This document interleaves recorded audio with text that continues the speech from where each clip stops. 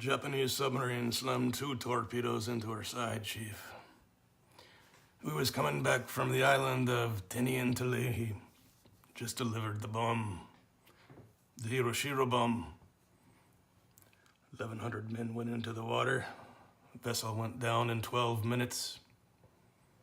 Didn't see the first shark for about half an hour. Tiger. 13-footer.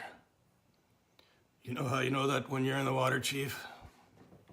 You tell by looking from the dorsal to the tail. Well, we didn't know. Our bomb mission had been so secret. No distress signal had been sent.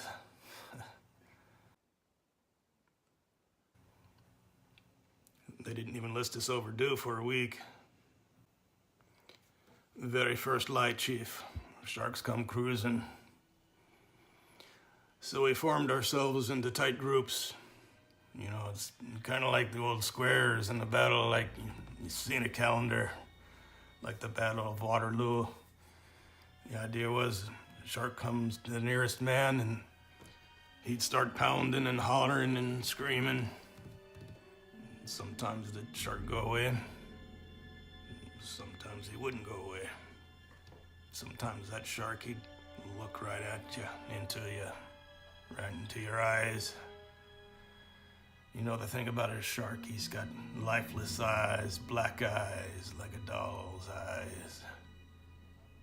When he'd come at you, he didn't seem to be living until he bites you. And those black eyes roll over white, and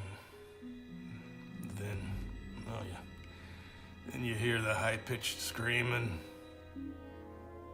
The ocean turns red in spite of all the pounding and the hollering. They all come in and rip you to pieces.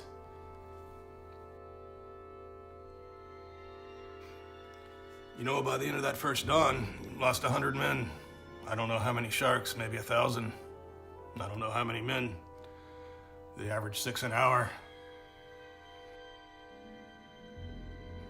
On Thursday morning, Chief, I bumped into a friend of mine, Herbie Robinson from Cleveland, ball player, bosom's mate. Thought he was asleep. Reached over to wake him up. Bobbed up and down in the water like a kind of top upended. Well, he had been bitten in half below the waist.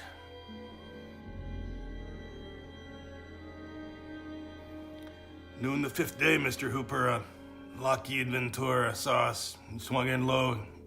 Saw us.